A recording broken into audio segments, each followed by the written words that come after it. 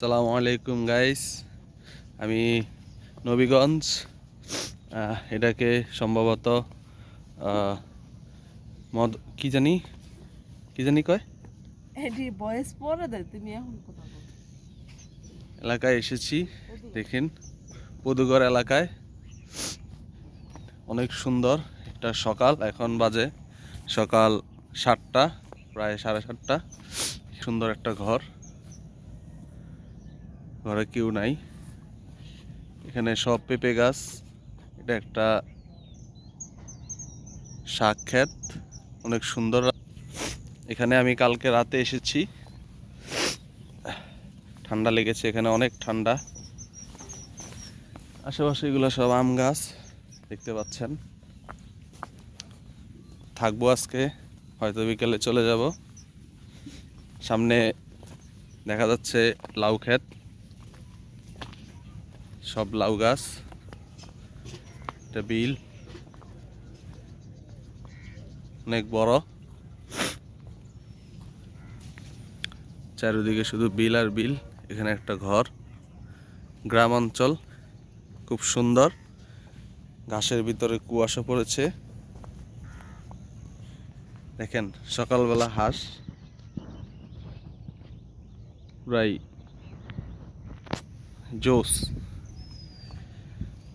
সূর্য দেখছেন অনেক উপরে উঠে গিয়েছে। আমরা যাচ্ছি এখন অজানা পথে, অজানা গন্তব্যে হাঁটতেছি। সকালবেলার দেখেন ক্ষেত খামারে কাজ করতে যাচ্ছে। এখন যাচ্ছি, সেই জায়গার নাম হচ্ছে মিনার বাড়ি। এটা সম্ভবত একটা দোকান, পাশাপাশি বাসা, কিন্তু দোকান এখনো খুলেনি, এখনো খুব সকাল। কি অপরূপ দৃশ্য, যতদূর চোখ যাচ্ছে শুধু ক্ষেত আর ক্ষেত দেখা যাচ্ছে। এখানে একটা বড় একটা পুকুর, এই যে এটার সাথে ওইটা জয়েন করা। এখানে কত বড়, কি সুন্দর দৃশ্য। আমি এখানে আরো একবার এসেছিলাম 2 বছর আগে, তখন এত দূর ঘুরা হয়নি, কিন্তু এখন ঘুরতেছি, ভালো লাগতেছে। ঠান্ডা লেগেছে কিন্তু ভালো লাগতেছে।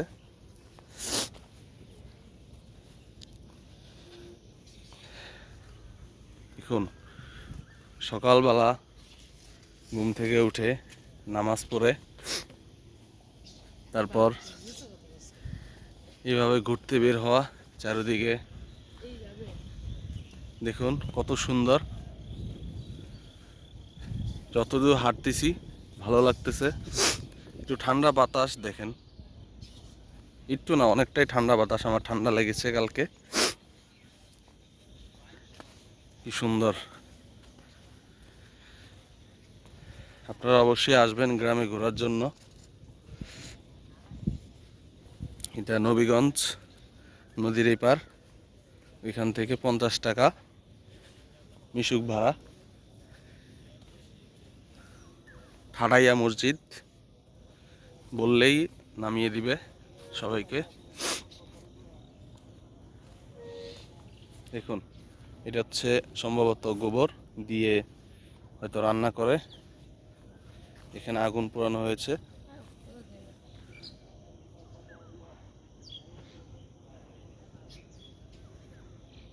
যতদূর যাচ্ছি সেম রাস্তা। সকালে কাজ করতেছে তারা, যে গোবর দিয়ে বানানো।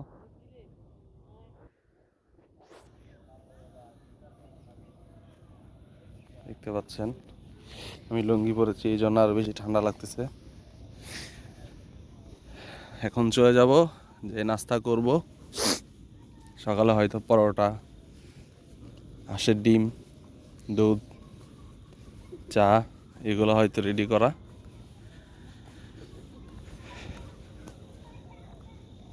আজকের জন্য এখানেই বিদায়। এটা আমার ফার্স্ট ব্লগ, লাইফস্টাইল ব্লগ। অবশ্যই সাবস্ক্রাইব করবেন, শেয়ার করবেন, পাশে থাকবেন। আমি ছোট ক্রিয়েটর। আল্লাহ হাফেজ। ভুল ত্রুটি হলে ক্ষমা দৃষ্টি দেখবেন।